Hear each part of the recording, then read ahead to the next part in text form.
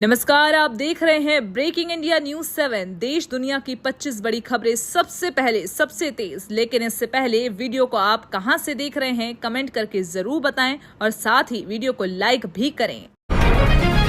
1 जुलाई से बदलेंगे 5 बड़े नियम, जेब पर पड़ेगा असर। 1 जुलाई से आम लोगों की जिंदगी से जुड़े कई अहम नियम बदलने जा रहे हैं। आधार में ईमेल अपडेट अगले 6 महीने तक मुफ्त रहेगा। रेलवे यात्रा और टिकट नियमों में बदलाव के साथ जुर्माना बढ़ सकता है। बैंकों की एफडी ब्याज दरों और क्रेडिट कार्ड सुविधाओं में भी संशोधन संभव है। एलपीजी ग्राहकों के लिए केवाईसी जरूरी होगी, जबकि गैस सिलेंडर की कीमतों में बदलाव हो सकता है। पेट्रोल डीजल के दामों पर भी वैश्विक बाजार का असर देखने को मिल सकता है। मोदी कैबिनेट में जल्द बड़ा फेरबदल, कई मंत्रियों की हो सकती है छुट्टी। प्रधानमंत्री नरेंद्र मोदी के नेतृत्व वाली केंद्र सरकार में जल्द बड़े मंत्रिमंडल फेरबदल की चर्चा तेज हो गई है। सूत्रों के मुताबिक अगले 3 से 4 दिनों में कई केंद्रीय मंत्री इस्तीफा दे सकते हैं और उनकी जगह नए और युवा चेहरों को मौका मिल सकता है। संगठन और सरकार के बीच बेहतर समन्वय, आगामी विधानसभा चुनावों की तैयारी और क्षेत्रीय और सामाजिक संतुलन को ध्यान में रखते हुए ये बदलाव किए जाने की संभावना जताई जा रही है। हालांकि सरकार या भाजपा की ओर से अभी तक कोई आधिकारिक पुष्टि नहीं की गई है। ईरान ने पीएम मोदी को भेजा निमंत्रण, खामेनेई के अंतिम संस्कार में बुलाया। ईरान के राष्ट्रपति मसूद पेजेश्कियान ने प्रधानमंत्री नरेंद्र मोदी को दिवंगत सर्वोच्च नेता अयातुल्लाह अली खामेनेई के अंतिम संस्कार में शामिल होने का निमंत्रण भेजा है। 5 से 9 जुलाई तक तेहरान, कोम और मशहद में श्रद्धांजलि कार्यक्रम आयोजित किए जाएंगे। खामेनेई के निधन के बाद ये बड़ा पहला अंतर्राष्ट्रीय आयोजन होगा, जिसमें कई देशों के नेताओं के शामिल होने की संभावना है। भारत और ईरान के पुराने सांस्कृतिक और रणनीतिक संबंधों को देखते हुए इस निमंत्रण को कूटनीतिक रूप से काफी महत्वपूर्ण माना जा रहा है। जंतर मंतर पर शिक्षकों और युवाओं का प्रदर्शन, शिक्षा और रोजगार के मुद्दों पर उठी आवाज। दिल्ली के जंतर मंतर पर शिक्षा और रोजगार से जुड़े मुद्दों को लेकर शिक्षकों, शिक्षाविदों और युवाओं ने प्रदर्शन किया। वक्ताओं ने परीक्षा पेपर लीक, भर्ती प्रक्रियाओं में पारदर्शिता की कमी और राष्ट्रीय शिक्षा नीति को लेकर चिंता जताई। उन्होंने कहा, शिक्षा केवल नौकरी का माध्यम नहीं बल्कि लोकतंत्र और सामाजिक समानता की नींव है। प्रदर्शनकारियों ने सरकारी स्कूलों के बंद होने, शिक्षा के बढ़ते निजीकरण और युवाओं के भविष्य से जुड़े सवालों पर सरकार से जवाब मांगा और शिक्षा बचाने के लिए एकजुट संघर्ष का आह्वान किया। कोलकाता में निर्माणाधीन गोदाम ढहा, 3 मजदूरों की मौत, कई अभी भी मलबे में फंसे। कोलकाता के तारातला इलाके में बुधवार को एक निर्माणाधीन गोदाम ढहने से बड़ा हादसा हो गया। दुर्घटना में 3 मजदूरों की मौत हो गई, जबकि कई लोग मलबे में फंसे होने की आशंका है। एनडीआरएफ, सेना, पुलिस और दमकल विभाग की टीमें लगातार राहत और बचाव कार्य में जुटी हैं। अब तक 21 लोगों को सुरक्षित निकाला जा चुका है। भारी मशीन और गैस कटर की मदद से मलबा हटाया जा रहा है। हादसे के कारणों की जांच के आदेश दिए गए हैं और निर्माण में लापरवाही के आरोप भी सामने आए हैं। नमामि गंगा मिशन को नई रफ्तार, 60 शहरों के लिए बनेगी नदी प्रबंधन योजनाएं। नमामि गंगा कार्यक्रम के तहत गंगा बेसिन के 60 शहरों के लिए शहरी नदी प्रबंधन योजनाएं तैयार की जा रही हैं। राष्ट्रीय स्वच्छ गंगा मिशन और राष्ट्रीय शहरी मामलों के संस्थान की इस पहल का उद्देश्य नदी संरक्षण को शहरी विकास से जोड़ना है। अब तक 13 शहरों की योजनाएं पूरी हो चुकी हैं। परियोजना के तहत प्रदूषण नियंत्रण, बाढ़ प्रबंधन, आर्द्र भूमि संरक्षण, नदी तट विकास और जन भागीदारी पर विशेष फोकस रहेगा। सरकार का लक्ष्य गंगा किनारे बसे शहरों को अधिक स्वच्छ, सुरक्षित और पर्यावरण के अनुकूल बनाना है।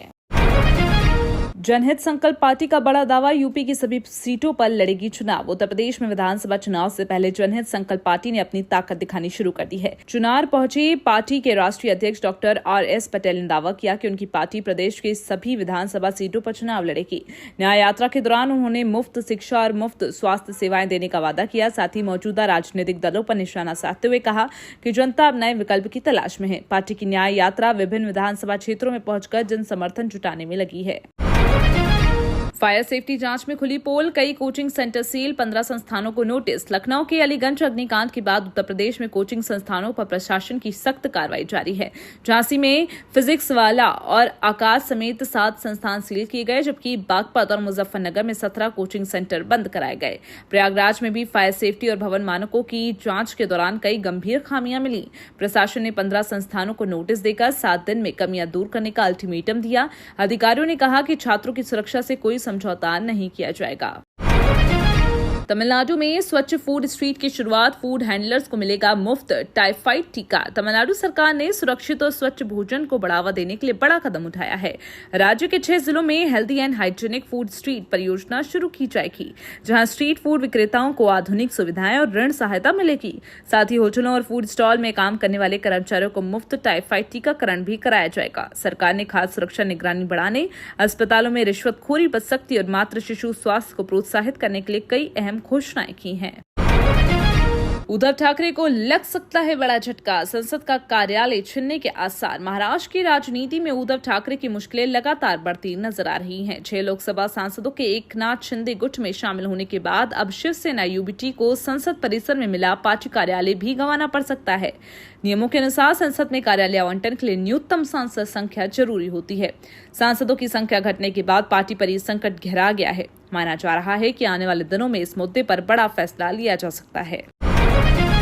राष्ट्रीय राजमार्गों से हटेंगी 595 अवैध पार्किंग। NHAI का बड़ा अभियान। देश भर के राष्ट्रीय राजमार्गों पर सड़क सुरक्षा बढ़ाने के लिए NHAI ने बड़ा अभियान शुरू किया। सुप्रीम कोर्ट के आदेश के बाद प्राधिकरण ने 595 अनाधिकृत पार्किंग स्थलों की पहचान कर उन्हें हटाने की कार्रवाई तेज की।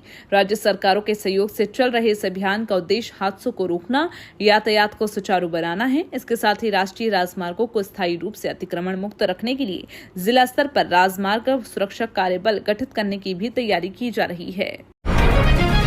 पंजाब के सरपंचों को बड़ी सौगात, मानदेय बढ़कर होगा 10,000 प्रति माह। पंजाब सरकार ने राज्य के सरपंचों को बड़ी राहत देते हुए उनके मासिक मानदेय में 5 गुना बढ़ोतरी का ऐलान किया। मुख्यमंत्री भगवंत मान ने भटिंडा में आयोजित सरपंच मिलनी कार्यक्रम में घोषणा की है कि 15 अगस्त 2026 से सरपंचों को 2,000 रुपए की जगह 10,000 रुपए प्रति माह मानदेय मिलेगा। मुख्यमंत्री ने कहा कि सरपंच गाँव के विकास और लोगों की समस्याओं के समाधान में अहम भूमिका निभाते हैं। ये फैसला उन्हें आर्थिक रूप से सशक्त बनाने, ग्रामीण विकास को गति देने के उद्देश्य से लिया गया है। सम्राट कैबिनेट का बड़ा फैसला, बिहार में खुलेंगी 5 नई प्राइवेट यूनिवर्सिटी। बिहार कैबिनेट ने मुख्यमंत्री सम्राट चौधरी की अध्यक्षता में 46 महत्वपूर्ण प्रस्तावों को मंजूरी दी। सबसे बड़ा फैसला राज्य में 5 नई निजी यूनिवर्सिटी खोलने का है, जिससे छात्रों का पलायन कम होगा और रोजगार के अवसर बढ़ेंगे। वहीं गूगल क्लाउड, माइक्रोसॉफ्ट समेत 4 बड़ी कंपनियों के साथ AI विकास के लिए समझौते किए जाएंगे। सरकार कृषि, स्वास्थ्य, शिक्षा और प्रशासन में आर्टिफिशियल इंटेलिजेंस के उपयोग को बढ़ावा देगी। इन फैसलों से बिहार में शिक्षा, तकनीक और रोजगार को नई दिशा मिलने की उम्मीद है। मोहन यादव के समर्थन में उतरे अखिलेश यादव, ओवैसी ने साधा निशाना। मध्य प्रदेश के मुख्यमंत्री मोहन यादव के जमीन खरीद विवाद को लेकर सियासी घमासान तेज हो गया है। समाजवादी पार्टी के प्रमुख अखिलेश यादव ने मोहन यादव का समर्थन करते हुए आरोपों को भाजपा की साजिश बताया। वहीं AIMIM प्रमुख असुद्दीन ओवैसी ने अखिलेश यादव पर निशाना साधते हुए कहा कि समाजवादी पार्टी का समाजवाद अब सिर्फ यादव समाजवाद बनकर रह गया है। ओवैसी ने सवाल उठाया कि मुसलमानों के मुद्दों पर चुप रहने वाले अखिलेश यादव भाजपा के मुख्यमंत्री के समर्थन में क्यों खड़े हैं। NCR को जाम और प्रदूषण से राहत। नमो भारत से जुड़े रहे मेट्रो रेलवे स्टेशन। NCR में नमो भारत ट्रेन यात्रियों के लिए सुविधाजनक और तेज सफर का नया विकल्प बन रही है। मल्टी मॉडल कनेक्टिविटी के तहत नमो भारत स्टेशनों को मेट्रो रेलवे स्टेशन और ISBT से जोड़ा जा रहा है। सराय काले खां में फुट ओवर ब्रिज के जरिए हजरत निजामुद्दीन रेलवे स्टेशन तक सीधी पहुंच बनाई गई है, जबकि आनंद विहार में नई कनेक्टिविटी परियोजनाएं चल रही हैं। इस पहल से ट्रैफिक जाम और प्रदूषण में कमी आएगी और लाखों यात्रियों को निर्बाध और विश्व स्तरीय यात्रा अनुभव मिलेगा। लाखों लोगों की लाइफलाइन संकट में, बाढ़ से बड़ी चिंता। मुजफ्फरपुर में बागमती नदी का जलस्तर बढ़ने से कटरा और ओरई इलाके में बाढ़ जैसे हालात बन गए। कटरा की लाइफलाइन माने जाने वाले पीपा पुल पर तेज बहाव और जलकुंभी का दबाव बढ़ गया है, जिससे पुल को नुकसान पहुंचा है। रोजाना हजारों लोग इसी रास्ते से आवागमन करते हैं। पुल बंद होने पर लोगों को 30 से 50 किलोमीटर अतिरिक्त दूरी तय करनी पड़ेगी। प्रशासन ने स्थिति पर नजर रखते हुए पूरी तैयारी का दावा किया है। 13,000 नई भर्तियों का ऐलान। झारखंड की स्वास्थ्य व्यवस्था होगी और मजबूत। झारखंड के मुख्यमंत्री हेमंत सोरेन ने स्वास्थ्य विभाग के 262 चयनित अभ्यर्थियों को नियुक्ति पत्र सौंपे। इसमें फूड सेफ्टी ऑफिसर, विशेषज्ञ चिकित्सक, सीनियर हॉस्पिटल मैनेजर और फाइनेंस मैनेजर शामिल हैं। मुख्यमंत्री ने अधिकारियों को ईमानदारी से काम करने और जनता के पैसे का सम्मान करने की सीख दी। स्वास्थ्य मंत्री इरफान अंसारी ने बताया कि जल्द ही 13,000 पदों पर नियुक्ति की जाएगी। सरकार का लक्ष्य राज्य की स्वास्थ्य सेवाओं को मजबूत और आम जनता के लिए अधिक सुलभ बनाना है। 36 राफेल विमानों के टेंडर से पाकिस्तान के दावों की निकली हवा, भाजपा का राहुल गांधी पर हमला। भारतीय वायुसेना द्वारा सभी 36 राफेल लड़ाकू विमानों के रखरखाव के लिए टेंडर जारी किए जाने के बाद पाकिस्तान के उन दावों पर सवाल खड़े हो गए हैं, जिनमें ऑपरेशन सिंदूर के दौरान राफेल गिराने की बात कही गई थी। भाजपा ने इस मुद्दे पर कांग्रेस नेता राहुल गांधी को घेरते हुए आरोप लगाया कि उन्होंने पाकिस्तान के दुष्प्रचार को बढ़ावा दिया। भाजपा का कहना है कि वायुसेना के आधिकारिक दस्तावेज से साफ है कि सभी 36 राफेल विमान पूरी तरह सक्रिय और सेवा में हैं। ग्रेटर कानपुर का मास्टर प्लान तैयार, 5000 एकड़ में बसाया जाएगा नया शहर। कानपुर के विस्तार और आधुनिक विकास के लिए ग्रेटर कानपुर परियोजना पर तेजी से काम शुरू हो गया है। करीब 5000 एकड़ क्षेत्र में विकसित होने वाले इस नए शहर में मेडी सिटी, नॉलेज सिटी और इलेक्ट्रिक व्हीकल पार्क जैसे बड़े प्रोजेक्ट बनाए जाएंगे। कानपुर विकास प्राधिकरण इस महत्वाकांक्षी योजना पर लगभग 16,000 करोड़ रुपए खर्च करेगा। साथ ही 10 से 12,000 आवासीय भूखंड भी विकसित किए जाएंगे। परियोजना से बेहतर कनेक्टिविटी, निवेश, रोजगार और आधुनिक शहरी सुविधाओं का लाभ लाखों लोगों को मिलेगा। अमित शाह से सम्मानित थाने में भ्रष्टाचार का खुलासा, पुलिस विभाग में हड़कंप। हरियाणा के भटट्टू कलां थाने में रिश्वतखोरी का मामला सामने है। देश के तीसरे सर्वश्रेष्ठ थाने का सम्मान हासिल कर चुके इस थाने की एएसआई तलविंदर कौर को 35,000 रुपए रिश्वत लेते हुए गिरफ्तार किया गया। इस मामले में एक महिला बिचौलन को भी पकड़ा गया। घटना के बाद पुलिस विभाग में हड़कंप मच गया और थाना प्रभारी समेत कई पुलिसकर्मियों को लाइन हाजिर कर दिया गया। गिरफ्तार आरोपियों को अदालत में पेश करने के बाद न्यायिक हिरासत में भेज दिया गया है। व्हाट्सएप का नया वार्निंग फीचर, स्कैमर्स से मिलेगी अतिरिक्त सुरक्षा। व्हाट्सएप जल्द ही यूजर्स की सुरक्षा के लिए नए वार्निंग फीचर लॉन्च करने जा रहा है। अब किसी अनजान नंबर से मैसेज आने पर चैट खोलने से पहले स्क्रीन पर चेतावनी दिखाई देगी। इसमें नंबर का देश, कॉन्टैक्ट स्टेटस और कॉमन ग्रुप जैसी जानकारी होगी। साथ ही स्कैम और धोखाधड़ी से सावधान रहने का अलर्ट भी आएगा। यूजर चैट जारी रखने या कैंसिल करने का फैसला कर सकेगा। ये फीचर स्पैम, फ्रॉड और साइबर अपराधों से बचाव में मददगार साबित होगा। अमेजन नाउ का बड़ा विस्तार, 300 से ज्यादा शहरों तक पहुंचेंगी क्विक डिलीवरी सेवा। अमेजन ने भारत में अपनी क्विक कॉमर्स सेवा अमेजन नाउ को 300 से ज्यादा शहरों तक विस्तार देने का ऐलान किया। फिलहाल ये सेवा 15 शहरों में उपलब्ध है और 5 करोड़ से अधिक ग्राहकों तक पहुंच चुकी है। कंपनी का दावा है कि 10 लाख प्रोडक्ट्स सेम डे और 40 lakh products next day delivery के तहत उपलब्ध होंगे। साथ ही डिलीवरी पार्टनर्स के लिए सम्मान वेलफेयर प्रोग्राम शुरू किया गया है, जिसमें स्कॉलरशिप, बीमा, सुरक्षा और बेहतर सुविधाएं शामिल हैं। बंगाल विधानसभा में बड़ा उलटफेर, कार्य मंत्रणा समिति से ममता गुट बाहर। पश्चिम बंगाल विधानसभा में बड़ा राजनीतिक फेरबदल देखने को मिला है। कार्य मंत्रणा समिति यानी कि बिजनेस एडवाइजरी कमेटी का पुनर्गठन किया गया, जिसमें ममता बनर्जी समर्थक विधायकों को जगह नहीं मिली।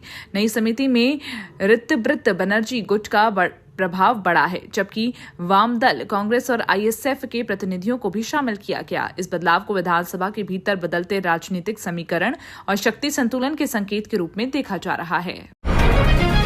चढ़ावा विवाद के बीच नया खुलासा, दानदाता ने उठाए गंभीर सवाल। राम मंदिर दान को लेकर एक नया विवाद सामने आया है।